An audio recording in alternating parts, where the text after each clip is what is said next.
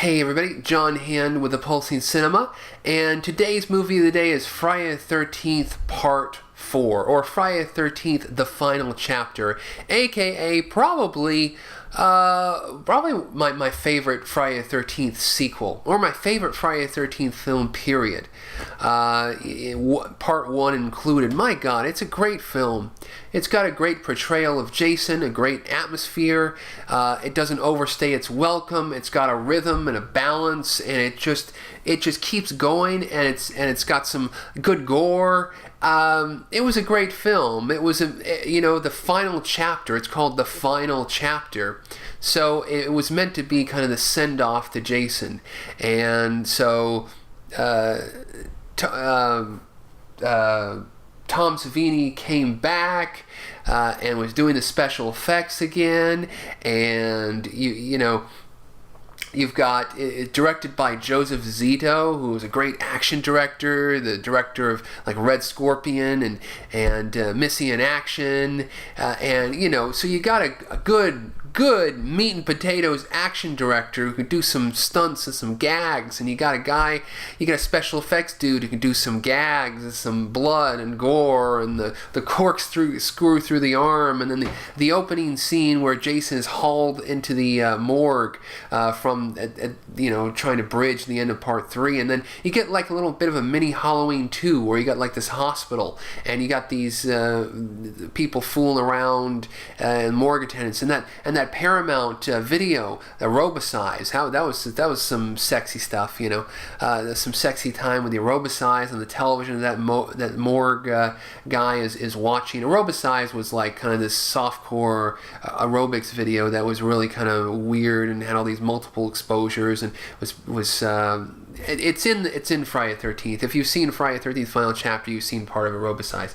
And then the special effects gag with his head, and then the whole group of kids, Crispin Glover and all. Yeah, I mean, this one was good because it gets away from the camp counselors and the bullshit, where you've got like camp counselors on Crystal Lake, and when are they going to show up, and what this is. There's alternating Friday the 13th. There's some Friday the 13th which are the camp counselors, and there's some Friday the 13th it's just like a bunch of dudes like show up and then get killed.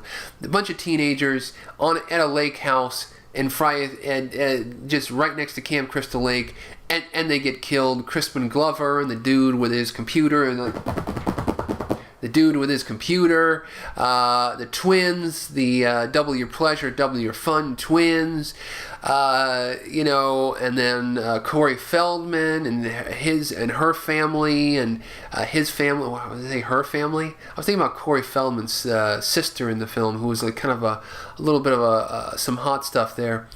And you got a great buffet of entertainment, of gore, of little action set pieces, little Harry Manfredini music, Ted White as in my opinion, the quintessential portrayal of Jason, the part kind of like this evil, kind of gnome kind of character. He looks like this demonic kind of devil face, and just doesn't give a fuck. Just wants to kill. Just wants to kill, and kill, and then come back for more.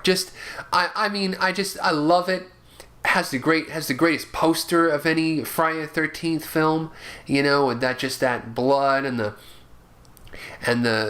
hockey mask, and Corey Feldman is good. A good role by a young Corey Feldman who is just kind of coming into his own, and as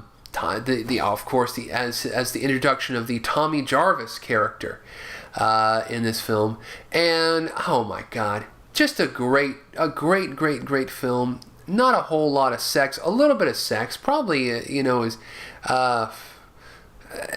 much sex as there any. I'm not doing a boob count per Friday the 13th film, but there's an okay amount. There's some, cheeky, because when it gets with the kids, it kind of becomes like a sex comedy. It becomes kind of like a mid '80s canon sex comedy thing with Crispin Glover and all that stuff. And then Jason comes in and boom, booyah shakalaka. Great stuff. So I would rate, and then the ending, the climax with Jason and Tommy Jarvis, and then he slides down on the blade. Oh my God, great, great, great visual effect, and at that time period set a high watermark for Tom Savini, and Tom Savini was and is the man as far as that goes. So great film, and my favorite Friday the 13th movie, just period.